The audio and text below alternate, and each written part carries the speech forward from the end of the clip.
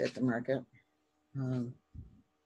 I just told Sorry. her and she didn't think it was feasible for this market season. And I said, no, we're not talking about this season. Once the new market is established, probably next season. Because they've got all these COVID concerns right now, and which may carry into next season too, from the looks of things. But anyway, she's, willing to look at it, and she thinks others will be too.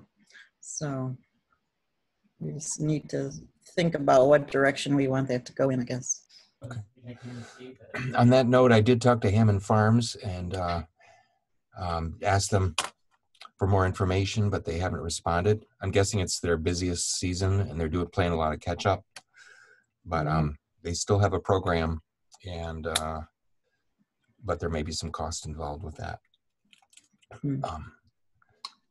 And I didn't mean to gloss over the earlier conversation. I think it's an important one that I'd love to talk to you all about in this more informal environment, how we move these things forward gracefully, policy changes and things like that. Welcome, Emma. Hey, sorry, I'm kind of running a lot of errands right now, so I'm more so listening in. I am driving, but yeah, hello everybody. Good morning. Good morning. Good morning. I don't know if you're I think compost at the market would be a wonderful idea, and I think it would be something really great to just move right in as the new building is built. I mean, I just feel it's easier to start something like that in a very new setting. I could definitely talk to Luann too about that and just see what everyone would think about that. I'm coming late to the composting at the market discussion. Can somebody give me the 30-second?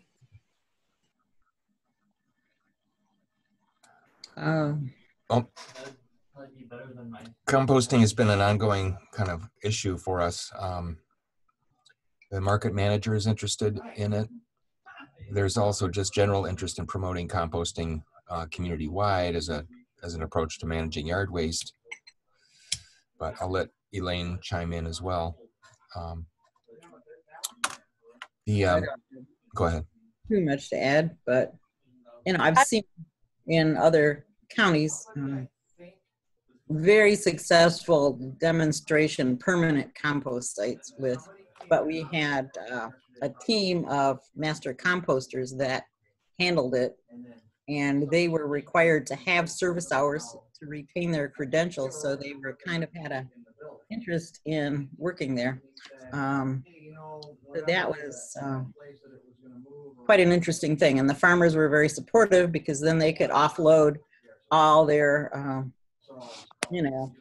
vegetative waste that they ended up with at the end of the market day and leave it there for compost.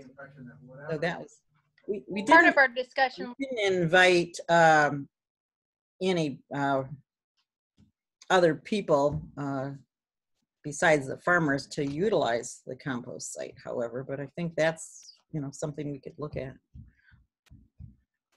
Well, and what happened last week is part of the discussion was the fact that Courtney's talking about trying to figure out how to do composting in her apartment, and so we were like, well, what if it was this kind of thing where we had the farmers market be available for people to bring their compost to, just so it started from a discussion of just trying to figure out a way for the community to compost, since we don't have or food compost or whatever, as opposed to maybe like tree limb compost, but just a way for the community to have a central location to be able to bring their stuff in one aspect, along with the farmers as well from the market. But that's kind of where we stemmed from, is what I remember to a certain degree.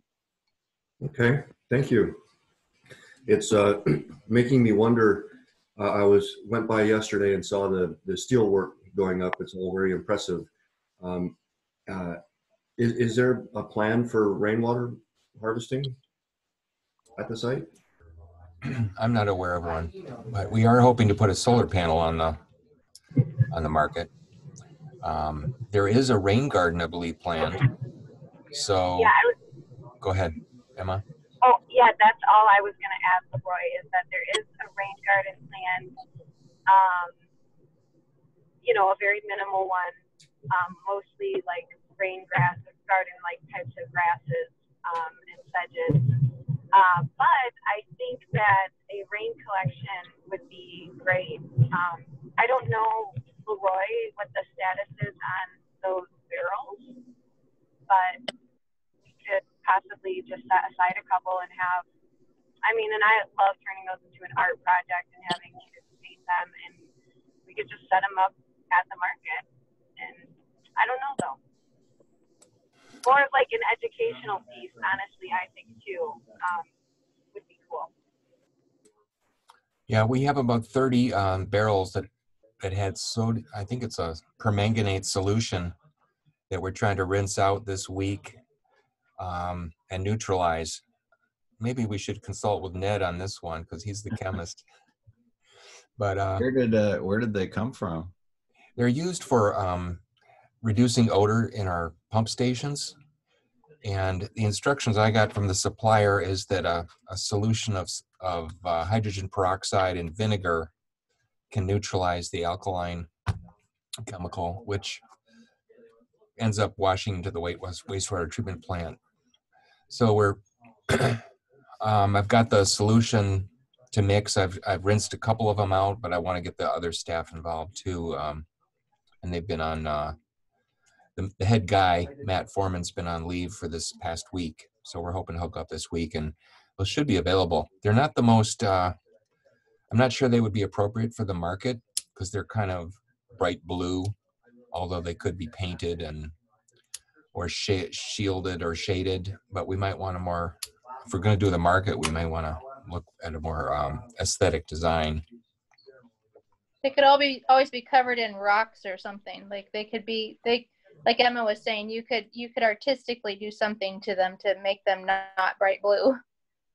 So yeah, that'd be cool. Yeah, I think that could be a very cool community gathering too, where we could potentially, like I said, make it into more of an community art project. And then I don't really see that we're going to need to water too much around there. I mean, we're having rain gardens, but what if we could use them, like elevate them and use them as like washing stations, like a hand washing station, especially in the era of COVID. We're going to want to have, we can't just rely on hand sanitizer for the rest of the market's life. So I don't know, that's just an idea. Yeah, I was thinking along the same lines, if I remember correctly, and we're obviously kind of late to this game, but the MSU surplus and recycling store, I believe, captures all of its rainwater and holds it at elevation, so it's provides a gravity flow. Yeah, you might have people with mixed feelings about washing their hands in the rainwater, though, with of sort of unknown sterility, etc. It's not a bad idea, but we'd want to have some way of ensuring that the water wasn't nasty, depending on, I don't know, one time. Yeah, no, that actually is a really good point. One time I'm a farm girl, I was in California one time when there was a big thunderstorm. It included water spouts, which are basically tornadoes over water, and all over town sand was coming out of the sky because these things had sucked so much junk up into the heavens, in the middle of this storm. So of course that doesn't happen very often, but still. Anyway, to whatever use we could put the water, it's better than just having it, be another acre or so of impervious surface. So, yeah. This brings up some of the issues related to staffing a market table and tree distribution and, how do we train volunteers to answer questions? I love the talk about composting and rain barrels maybe vermicomposting, recycling, just kind of the ecology of the market, local food, and creating a station where we have volunteers that can answer these questions and give people good information. How Ecological. often, Go ahead. Laurie, how often do you get those bins? Like how many a year, say? We get about 30 or 40 a year, roughly. We've Okay. only done this once before. And these are like 55-gallon drums? Yep. The big blue drums, yeah. So what if we looked at it from the educational, environmental aspect of, here's these bins that we get, let's do an artistic community event with them where we sell them for a small fee, or maybe we can't sell, but maybe we don't, something. So instead of it being where these bins are used at the market, they're created into an artistic rain barrel that then the community takes them out and, like combine it into an artistic thing with environmental learning, educational pieces, that kind of thing. So that instead of having these barrels that maybe I don't know if they don't know what to do with them. That is a really crappy idea, Sarah. I don't know why you even suggested that. So then it's like, here, because the community's not going to know that you have 30 to 40 of these a year kind of thing. So it could be this knowledge of learning that this is what happens. And you can just include all kinds of different things. And it could be an annual thing too. Say that again? It could be an annual event too. Exactly, yeah. I'm all about the education, so I'm all for that. Well, and I think, you've seen cities, how they have a cow, and you see artists decorate cows all over the place. Well, how about we do an environmental rain barrel contest kind of thing? Like artists in the community decorate them and then you auction them off or something. I don't know. Maybe some people in the community would think that we were dumb, but I don't know, something. Yeah, we could distribute them at the recycling event in September. One idea that comes to mind, and maybe have I don't know if somebody was inclined to want to paint one as a demo, but we could also have some equipment and instructions on how to make them into a rain barrel. Go ahead, Ned, sorry. Do the schools have rain barrels already set up? I don't know what the different schools setups are, but you would think they have plenty of roof area, Lord knows. I don't think they do, but that's a good thing that I can inquire. I won't be able to inquire until the fall, but I would ask. Yeah. Are these plastic or metal? Plastic. So the other question is, can they, if you really clean them out, is it possible to just send them back to the supplier, or are they cut open, or are they just, do they have a regular, top you pull off and dump the stuff into the treatment plant or whatever it is? That's a good question. Yeah, I like that. If you can really truly clean them, I'm old enough that there were, when I was in college, there were cases of beer you could buy where everything went back. The bottle itself was reused. I'm not talking about recycling in the sense of melting it down and making a new bottle. I'm talking about the bottle itself getting cleaned out and being reused. And so was the carton that the bottles came in. It was pop too, What's that? It was all soft drinks too, not just beer. Right. Well, this was in Massachusetts. They had already switched over largely to cans. And aluminum cans are recycled in the more direct sense. They're fully melted down and recast and so forth, or whatever, remanufactured. But these bottles were actually, every bottle had its own history. It had wear on it and so forth. And I don't really know of any reason why these barrels couldn't be actually reused for their original function. So, but it's a really good point that it highlights just how much plastic packaging, we end up with, you know, the very fact we're sitting here having this conversation, it's just, here's this lump of plastic that came along with the function that we wanted, which was the permanganate, you know, its job. And now we're having to figure out what to do with these things. And I'm not saying there aren't useful purposes to put them to, but at some point, 30 units a year times however many years, you know, you got to ask, is there a way to just choose to or not to have these things enter our lives and have us be responsible for them? You know, And you're just making too much sense now.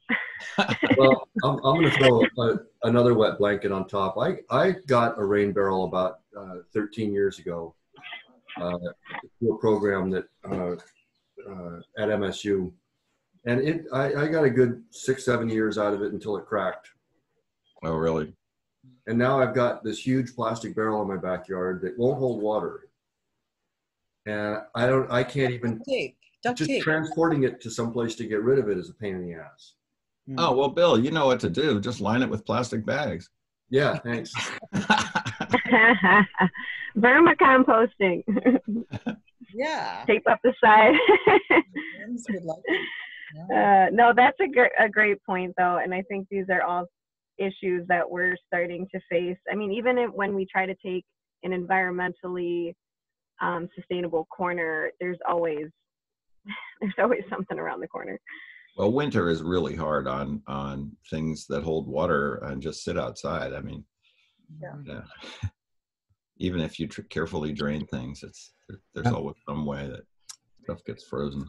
I did the math on it, and I think I figured out that it cost me about 25 cents to fill the barrel with city water. And so I tried to figure out, for the cost of the barrel, how many times would I have to completely fill it and drain it instead of using tap water in order to pay off the cost of the barrel? And its payoff period for me was years and years and years. I mean, it takes a big rain event to fill the barrel. Right. So I am interested in rainwater harvesting, but I'm also realistic about it. So having lit that candle, I'm now... I think that leads into a cool conversation about green infrastructure and green roofing, because to me, that's the real, as far as talking about runoff and pollutants, I think that's more of the future. And like you're saying, I mean, we use our rain barrel, mostly we just fill it up so we don't have to haul our hose out all week. So I totally am on that level. Yeah. The conversations I've had are similar with that idea that it's more of an educational tool to get people thinking about rain and water and runoff and closing the loop. But it's, as far as significance in reducing runoff or capturing water, it's probably low on the scale. However, it is promoted in a lot of communities as an educational tool. Just a drop in the bucket. Oh, I had to do that, Leroy. I had to beat you to the punch. You're in the gutter now, buddy. Morning is already a draining experience. Rain, go away. Oh, man. So sorry I did that. You opened up a can of worms, Bill. Oh, now you're back to work. Okay. Hey. So coming back to the composting question, I'm curious if there are, I always ask this question whenever an idea comes along, and are there farmers markets in the world where people are doing this? I mean, do we know of examples, and sort of how are they implemented? Part of it is I'm very unclear, because I haven't really been part of the conversations about the farmers market much. Is it going to completely, I assume the outdoor part of it is more or less completely shut down in the winter, right? And if so, for instance, if we had rain barrels or things like that installed there, what's the sort of degree of shutting down? Is everything removed? If we had a compost bin, would that be taken away and, stored in some shed. Those are all sort of infrastructural questions that I'm just not at all clear on how that stuff fits together. It's not to be critical. It's just asking, how do these things work? Emma, do you have a sense of, is it going to be a year-round market? I'm just catching up to speed on this. So I am not positive. I know they have a lot of big plans for it, even outside of market. They want to also kind of make it a community centerpiece. But I can chat with Luann and Jane today and just kind of get some of the lowdown on it. And I think we've just been so excited for it being built. We haven't discussed much else. So I'll just chat with them and I'll try to see what's going on all season with it. Part of my reason for asking, and also coming back to the composting question, where does stuff come from and how does it get transported and so forth, is that I take this freshman class every year to the anaerobic digester on campus. And so I'm here annually about the difficulty of making sure that everything that's in the mix is something that can rot, basically, as opposed to, rubber gloves and plastic plates and whatever else. And so I guess it would be easier to control it if it were all material from the farmer's market itself. But even there, you have to fairly carefully ensure that people make a clear distinction in their minds between, a place where they can throw a trash or recyclables or compostables. Those are all very distinct streams, and the wrong thing in the wrong container can sort of mess everything up. So, and that's why I'm asking again, where are there instances where people have successfully implemented something like this? I love the idea. That's a really good point, because it's always a battle with recycling or anything. Now, Leroy, you had mentioned that Hammond, because I know they do compost pickup from lots of different places. Now they might be interested in because of course before compost goes into anything, it's going to be sifted too, which, that does help for those people who randomly throw in whatever. But so if they were interested in partnering, then we would know that it was going through the right process. I don't know. I guess they said there would be a cost though too. They didn't specifically say. I think obviously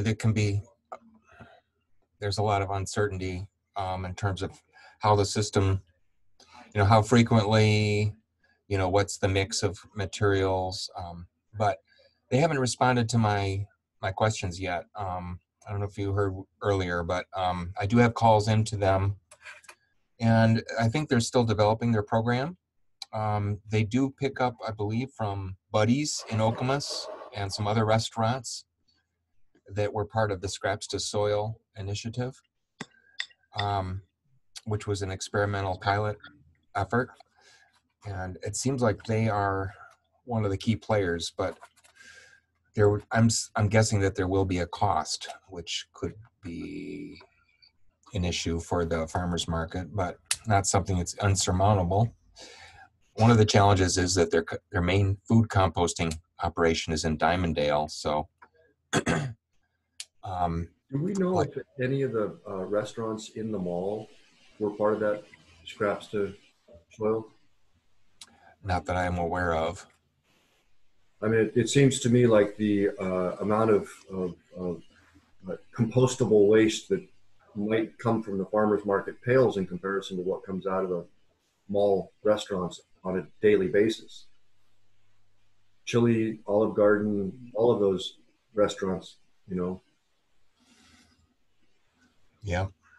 Many restaurants these days are looking at, of course, they're all looking at their labor cost.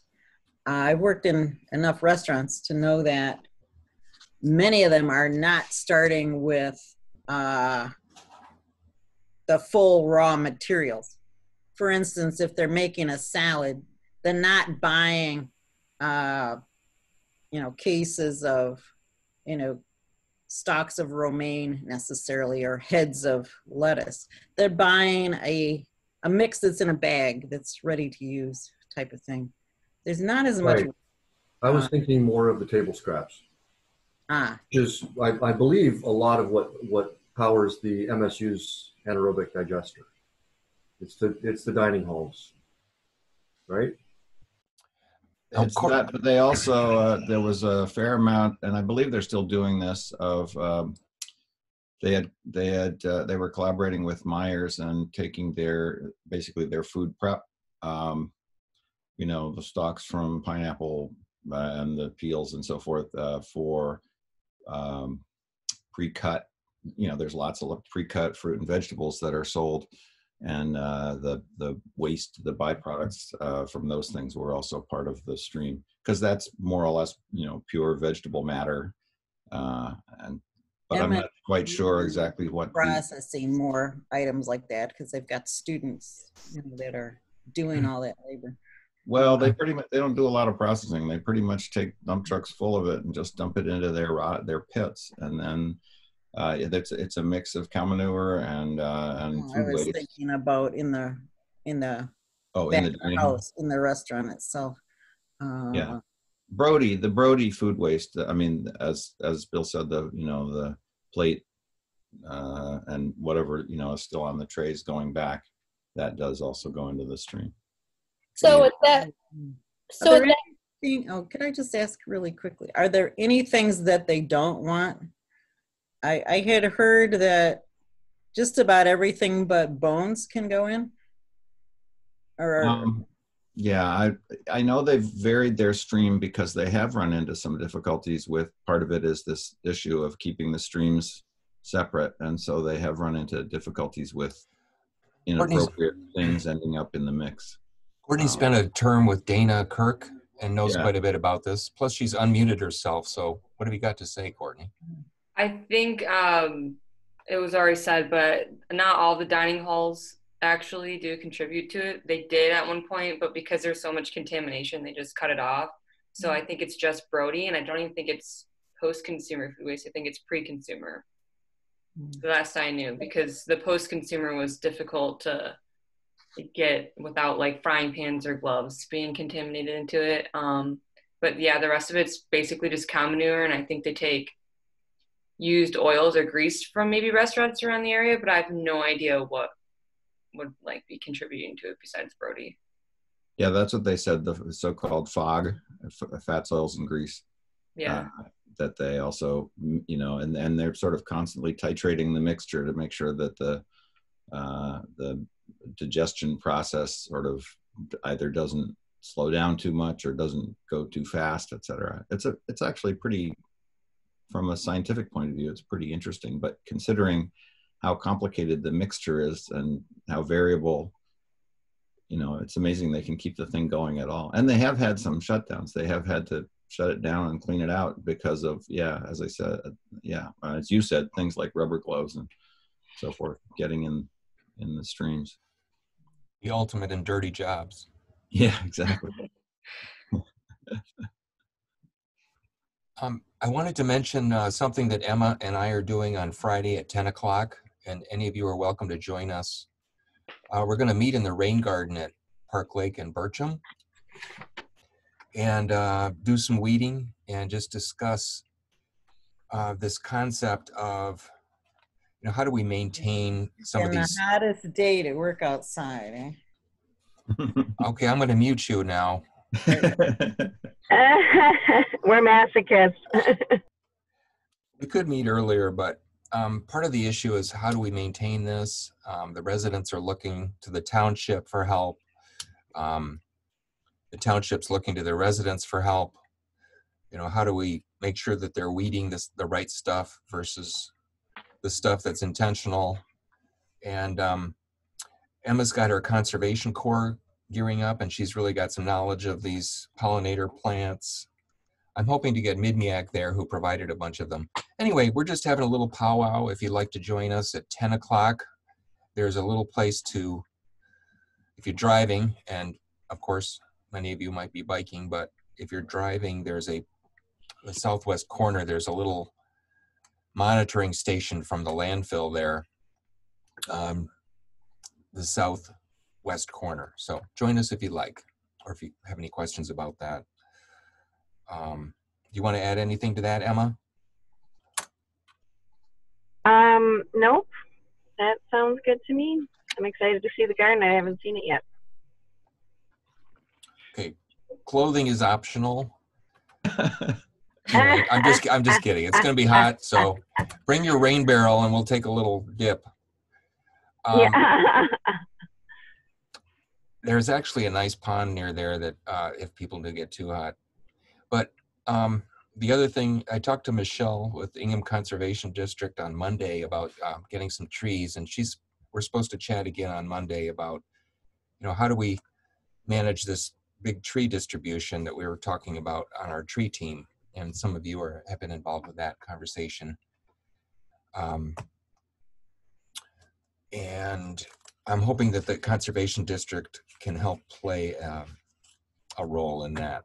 So, but this relates all to our farmers market table, and we're going to have a lot of potential traffic as soon as this summer, giving out trees and talking about green infrastructure, maybe composting and recycling.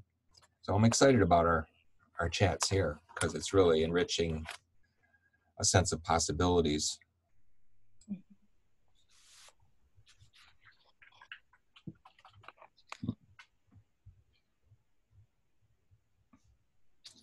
What else what questions or ideas do people want to talk about? Or homework assignments would you like to create for yourself? Go ahead. I'm pretty bogged down with my Conservation Corps work right now, but I am very interested in green infrastructure around the township. I know you guys are those are points that you have on the green map, right? Correct? Am I correct on that? Oh, sorry, I can't hear you. Can you repeat that question? Sorry. So I'm just really interested, in the background of everything that's going on right now, in green infrastructure, which I thought that you had those points marked on the green map. Is that correct? That is correct. There's an initial, okay. And there have been some thoughts about also adding, like, for example, Bill and Elaine are doing some green infrastructure in their neighborhood. They've already done some stuff. So how do we put some of these demonstration yards on the map as well?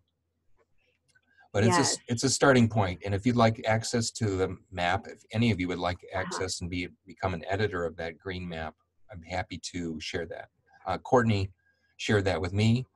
And Courtney, do you want to say anything else about that? There's not really much more to say. We can add pretty much anything to it as long as we don't go over the amount of layers, but we can even combine layers and just do different icons. So we can add pretty much anything. Is there a link that you can put in the chat window here? For the map? Yeah. Sure. I'll race you, Courtney. Yeah, I'm just very interested in, I don't know, I guess if people have information or they have a similar passion of, I actually became certified a couple years ago. I was going to start a green roofing company. And I just think that Meridian is definitely a community that should really embrace this. I think it's something that, green roofs are definitely this thing that's a little bit more inaccessible to other communities, to lower income communities. I mean, you can do them very cheap, but I think, they're definitely something on the green swing of things that's happening in more affluent communities. My goal is to get that everywhere. But I guess what I'm getting at is I think it would just be really interesting for us to try to embrace that. I mean, even with this new market coming in, it would have been I'm glad they're doing a rain garden, but it would have been really cool to try to involve a green roof in there somewhere. So that's just kind of on my radar. I just want to throw that out there. anybody knows anything or thinks of anything, just send me a email or something, call me. Is there anything at the market that's going to have a place where we can show the green map? You know, like make a put it on a wall or something so that, or I mean, I know it's changing. I think that's a great idea. But maybe, well, I don't know. I don't like the idea of energy for a TV, but you know, like Yeah. there's a wall where it gets printed and mounted so that you can see it. And then I think that would be great. Yeah, I think that's, I mean, to me, the market is a perfect place for something like that. And yeah, I see what you're saying, though, but it would almost be cool to have a touchscreen so it could instantly be updated if it was solar powered, I guess. But no, I think even that if it is was definitely printed, a perfect place. We're working on a. Yeah, I mean, they print. Sorry. Green finding. We're working on a map that one of Courtney's classmates put together, and we're trying to update it. And there's a picture and a link to the green map. But this is something hopefully we'll be able to hand out once we, in the next couple of weeks. There's just a few brand standards and a few tweaks that need to be made, and it's a work in progress. So, but yeah, we could hand that out until we get the fancy touchscreen. Bill, what do you got? No, I was looking at something that I thought was similar, but it's different. Where did the money for these signs that they've recently put up along the river trail and so forth? Where did that come from? I mean, could the farmers market and other sort of, you know, green infrastructure features of the township be supported with that kind of funds? Or I mean, also stylistically, I think it would be nice if whatever displays we put up there were, you know, and sort of integrated with that kind of wayfinding stuff. We do have that $10,000 tree grant, green infrastructure grant. We want to spend this year. I mean, it's possible that part of that could be used. That takes away from the money that might go to the conservation district or the trees. But if we saw that this was part of our educational effort and part of the tree distribution, it might make sense. I'm just thinking out loud, but it's a good question, Jim. Where did the money come from? And I think Katie would know more about that, or Luann. Yeah, are those the river trail signs? Because I know there are also the signs that got funded through the Ingham County. That was, you know, that interconnected trail through the Ingham County River Trail too. I don't know if that is where those signs came from. I think Yeah, so. that's what I was wondering. Yeah, I can definitely ask about that and see. Huh.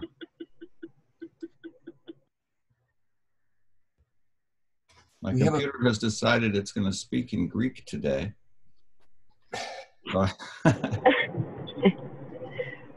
Trying to keep you on your toes. Just the character set switched up to Greek all of a sudden. So I changed my name after Leroy called me Jim, and it didn't. It wrote it in Greek. James. Okay. Looks really fancy. Kind of related to green infrastructure and the talk on Friday in the roundabout is kind of what's our general policy about maintaining some of these semi-public private spaces? You know, what's the township role? What do we ask of the residents? And how can we sort of provide educational information to encourage more of these places, but also get people involved with the Green Corps or the Conservation Corps that Emma is creating. So it's just sort of related to this concept a little bit, and also in staffing the market, because I imagine you all don't want to be there every Saturday giving out trees and composting information. Has anyone ever talked to the schools, like the high school? The Okemos has an action group that is basically a volunteer, and you know, when you're, I mean, non-COVID, non-pandemic times, when you're wanting volunteers for something, they're always looking for projects. So I don't know if that would be something that could be touched on and try to go that aspect maybe. I know that they also have, they call it the Earth Club. I can't remember, but maybe try to go that direction of, you know, working with high schoolers. It would help with that educational aspect too. Yeah, Aparna, who has been part of our green team for a couple of years and who's been on the environmental commission, who's now graduating, has been real helpful in getting volunteers for farmers market table. So that's a good insight, Sarah. And I'm not sure who's going to replace her, but it would be awesome if we could find someone. I know Courtney Wazinski's son wants to get involved with the environmental commission. He might be another person on the inside who can help us make that connection. Cool.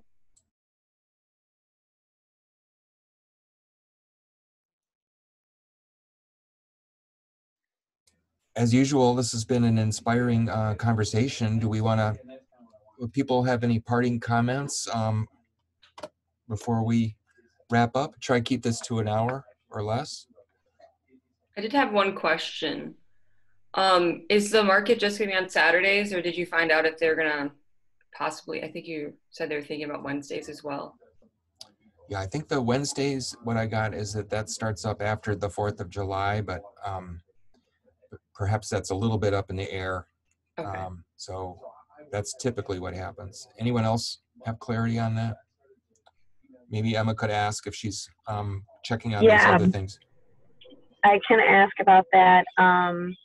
Yeah, because I've been working the market every Saturday, and I could see them possibly postponing it until the actual market is built, because we have had some grumblings from the vendors of no power and stuff like that. So, but otherwise, yeah, they should start on Wednesdays as well after 4th of July, but I will double check on it. What are the market hours on Saturday? 8 a.m. to 2 p.m. Okay. Thank you. Yeah, the markets have been very successful. If you haven't been out to them, come on out. People are loving it. Well, almost everybody. Some people don't like the mask rule, but we're working around that, and it's been a good thing so far, though. I think everybody's pretty happy with how it's going so far. I'm super happy that you're on staff, Emma. It's just you're a real asset to the township. Thanks for being part of these conversations. Oh, thank you. I love them. I did want to mention something to Emma specifically because I have a couple friends here in Hazlet who are, last time in the conversation we were talking about stopping invasive species, and I have a couple of plant species, and I have a couple of friends here who's, very seriously specialized in that particular topic, and you need to meet these people. I mentioned you to them, and they went, "Oh wow, the township actually has somebody who's into this business," and we're talking about serious both scientists and that's awesome. Field experience and so forth. So somehow I've got to get you together. The names of the two people are Laurie Kaufman, who has presented, for example, in the Green Themes session. Oh man, it's got to be 5 years ago or something. Do you remember, Bill? And on the subject of invasives. And the other person is Phyllis Higman. Both of these people basically. Oh, I love Phyllis. You know Phyllis. Okay, good. I know. She actually came out on a treatment day with us this year in February or January. Okay. She's awesome. Yeah, she knows her native plants. Absolutely. I mean, that's her business. Anyway, she lives right across the street from me. So we've gotten to be pretty good friends. Anyway, I just wanted to make sure that you were aware of these people because they're a tremendous resource in the township. If nothing else, just for information, but they're so passionate about the subject. You know, you say, well, there's a big stand of Japanese knotweed here. What do I do? And, you know, Yes, and we don't. absolutely. Right. Yes, Anyway. and if I don't know if you got my email last time, but you could always pass along my email, or they can find me on the township website quite easily in the staff directory. But I can always put in the chat my information if you need it. Yeah, well, I can find you. But yes, that's okay.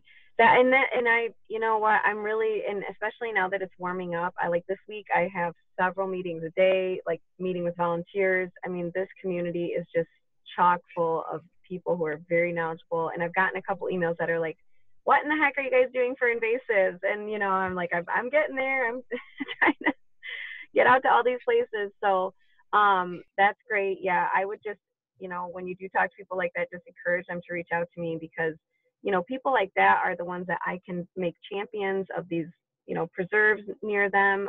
They can be the ones that are helping lead volunteer days that I can actually trust to go out after we, you know, do a training. And so definitely that's great to hear. Well, that's the trouble because, you know, idiot civilians like me would go and just say, well, I don't like this plant. I'm going to pull it out. But then it turns out, you know, that can be super stimulating for some of these things that are rhizome, you know, propagated Yes. and so forth. So, yeah. Yes, like Japanese knotweed. That's Exactly. like you rip a leaf on Japanese knotweed and it sends out another root. It's crazy, crazy stuff. Right. Yeah, definitely. And that's the thing, you know, because we have people who are like, well, in the department, they're like, we really don't want people going out unsupervised because we don't trust them. And, you know, and then they're also like, well, just send them out and let them pull. And so I want to find the balance of that. And I want everybody to go through trainings, you know, even if they are super, super educated. So we're all on the same page. So definitely, if you know people, if somebody is saying that they're wanting to go out and pull invasives, let them know to contact me because it's just good. We're all on the same page. And also then I can, you know, I can keep that all in my records and I'm trying to map out everything we treat. And that's all important, you know, down the road for management. So just throwing that out there. Plenty of invasives in the township. Emma, oh yeah. Emma, is your role new or are you replacing someone that was like, is your role new?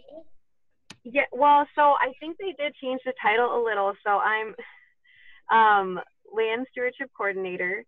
I'm in Kelsey Dillon's old position. And I do think it's different though. So my job is definitely, my position is more heavily focused on management of, because they spent so much time acquiring all the preserves in the past 5 years, you know, just buying up land. And now you know, my focus is to go out and do the management on them. So it's kind of the same, but different too. Okay, great. Thank you. Thank you. So I have a question on that. So with so the township buying up land, was that about, I mean, maybe this is a really dumb question, but like, so that I can understand, are they buying up land so that it will make sure that we don't develop in certain areas? I mean, is that the main goal? Yeah. The township residents passed a millage, 10 years ago? I think it's more than that. Purchase land preservation properties. And just those over 10 were years meant ago. to be high value, ecologically sensitive areas that were going to be protected from development. And those have been acquired through a mixture of donation and purchase. And once they become township property, then they're no longer developable. And the township has somewhat evolved from a quietly, secretly protect these places and don't ever let anybody know so they won't go there and try to recreate, to a more kind of let's let them be used for passive, recreational, and educational purposes. The millage was renewed and it's now It's up for My renewal. understanding is that township is using the continuing millage monies for mainly for management, maintenance, and less for acquisition. Yeah, so when I came in, I was guided to, you know, steer the Land Preservation Advisory Board. Okay, we're going to stop buying now. And that's my we 2 really cents. want to do management. Yeah, no, that's exactly what's happened. And the millage is up for renewal again, and they're going to go for a lower percentage this time around because we are focusing on management and we do have quite a bit of money saved up to do the management. And so yeah, but like you said, Bill, there's a lot of people on the preservation board did not want these lands really open. A lot of them are extremely inaccessible. You can't even find them when you click on them on the website. I mean, when I first started, I had effectively to killed the conversation. I'm going to have to tune out for another. Oh, okay. I hope to Good see you all talking with next you. week. See you next week. Thank you. Yeah, so they have shifted. And that's my whole thing is we need to have inclusion in these places. People are going to go out to them regardless. So my goal is let's get the community gathered around them, start doing trail maintenance, start inviting people out there. Right now, we don't even have rule signs for a lot of the preserves. So people call me and say, oh, can I help maintain a bike trail out here? And I'm like, actually, bikes aren't even allowed at preserves. And so there's a lot of transitional movement going on right now. And so that's kind of my goal is just making those places more accessible, educating people about them, starting management. So is there a map online for where those places are? Yes. Okay. Yep. So if you go on the main township page and you go under Parks and Recreation, you go to Parks and Trails, and it'll show you a whole list of all of our parks. And then it'll have a highlighted bold word that you can click that says land preservation or land preserves. And then you can click on that, and that will take you to all the preserves. So Okay. the parks are definitely higher recreation use. They're little more manicured in some of the areas. And then the preserves are more those natural areas that have high ecosystem value that we want to, you know, preserve, and we don't allow bikes on them. So it's like Bill was saying, it's more passive use Yep. Okay. of those lands.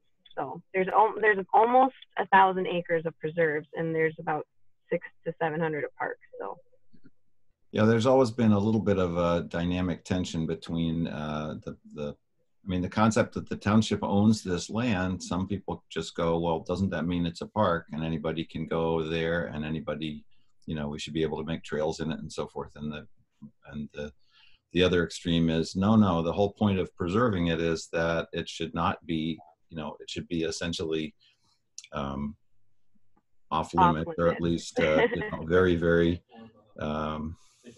untrammeled by humans. And you know that some compromises. Obviously, I mean, it's hard for taxpayers to say, I forked over for this, but I can't use it. yeah. And so you have to. There's dialogue going on, but at the same time, you don't want to be, you know, paving trails through it, or especially bike trails or horse trails. Oh yeah. Is there? Yeah, and that's the balance too. You know, there's always been that. Well, when anytime you're working on public land, you know, that's the thing is these are tax dollars. So this is the township's land, and it's everybody's land.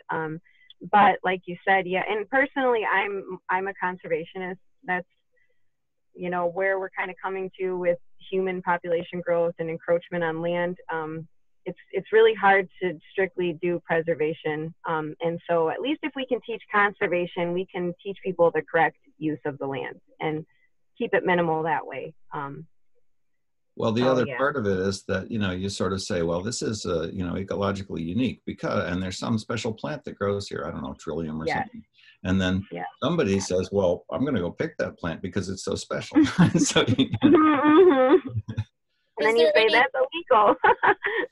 There is an element of sort of almost, I mean, it's not that you want to keep it secret, but you want to, even the communication side of it is a little bit of a mixed bag. Is there any signage at any of these places? So they're all marked. Yeah, they're all marked with a big, I'm really bad with sizes, but it's like an 8-foot tall sign by 6 feet wide, and they do say Charter of Meridian Township Land Preserve. Some of them have the name of the preserve. Some of them just say that they're Meridian Township Preserve. So once again, back to that, you know, what the heck is this piece of land even?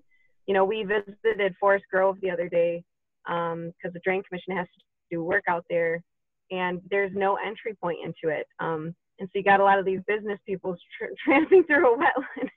So some of them, it makes sense to keep them just a preserve and have very little people on them. And then some of them we can kind of develop a little more. They do have a sign that says that it's a preserve, and we're actually working on rural signage right now that will be posted at the entrance of each of these places. Okay. So That's what I was thinking. that's If, all like, a big, yeah. If like a preserve, here's the specifications for why we do what we do in a preserve, as opposed to here's what we do in a park kind of thing. Mm-hmm. Yes, absolutely. So there's some really great signs already made up that say, you know, this is a preserve. This is how you can use this land, and this is how Perfect. you shouldn't use this land. You can't bike, you can't take anything, can't take wild plants or animals, you know, things of that nature. So I'm trying to get those up as soon as possible because, you know, people, if they don't know, they won't do it or they won't follow rules. So Yeah, you got to that's have perfect. that stuff out there. Yeah. Yep. So. I just wanted to mention that Courtney put a bunch of the preserves as a layer of the map, the green map. And so you can see those at the link that she shared. It's not as detailed as what you'll find on the website, but you can use the green map for that purpose as well, Sarah. Okay. Can I mention just one thing real quickly in parting comments? And maybe some other people have parting comments too, but Sarah will be thinking this fall perhaps about how she helps the school with some environmental programs. Mm-hmm. And I know there's a lot of expertise on this group as well as the Environmental Commission. And it might be interesting for us to think about it, discuss at a future meeting about how we help Sarah with that process, that environmental survey of the school. And so just thinking out loud, we don't have to talk about it today, but if you think that would be useful, Sarah, maybe we can tap our collective brains to assist you. Well, let me tell you, just from the perspective of the schools, the direction that they're thinking of going, just real quick, of saying here, there will be a committee that will have reps from each school. We'll have teachers on it. We'll have students. That will be like a committee that is the Okemos Schools Environmental Committee, whatever it's called. That committee will gather, and there will be, when that committee gathers, a list created of the points that we want to work on first. The styrofoam trays is going to be probably number one, and then whatever that, you know, whatever that looks like in the schools. How do we deal with it's all about creating systems. How do we deal with the recycling within? How do we deal with the paper? Just that kind of thing. So the committee is going to come up with the points of where we want to work and head and work on first. Another aspect of that is creating green curriculum within the actual curriculum for all grades. So that will be an aspect of it too. So just to give you an idea of what we have talked about, where that will go, we'll see in the fall, hopefully fall, crossing my fingers. Okay. Let's talk about this more next week, maybe. Yep. I would like to, any other parting comments?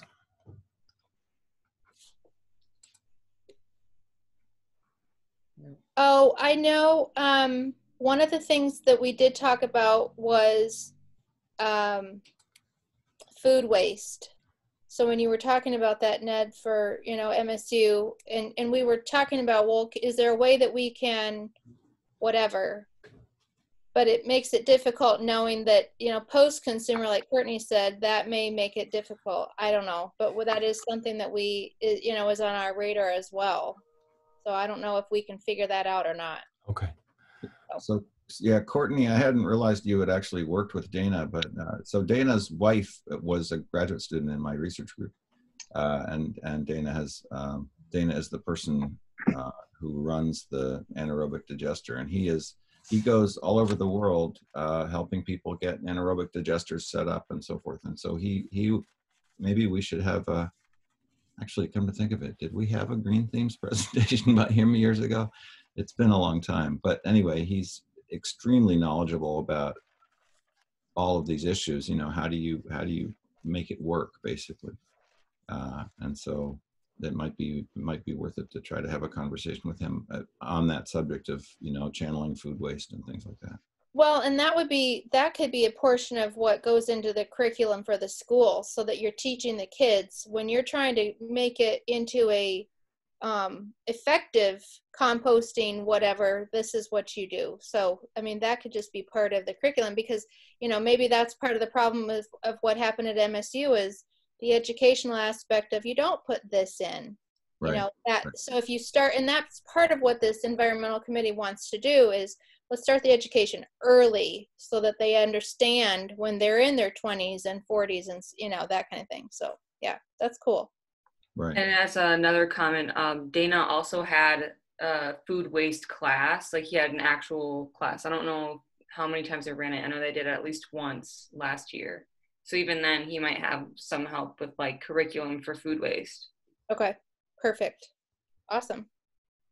Yeah, his wife is a food scientist, and so one year, my freshman class, we actually went over to Brody and had a quick dinner, and then went through the kitchen and saw where they do the scrapings, and how the food waste gets gets collected and then sent off to the digester, and then we went down to the digester and saw that operation. It was really a very wonderful sequence of educational experiences.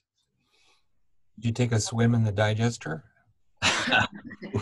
That's actually the biggest, these freshmen come and at least some of them are truly offended by the smell. It does depend a bit on the wind.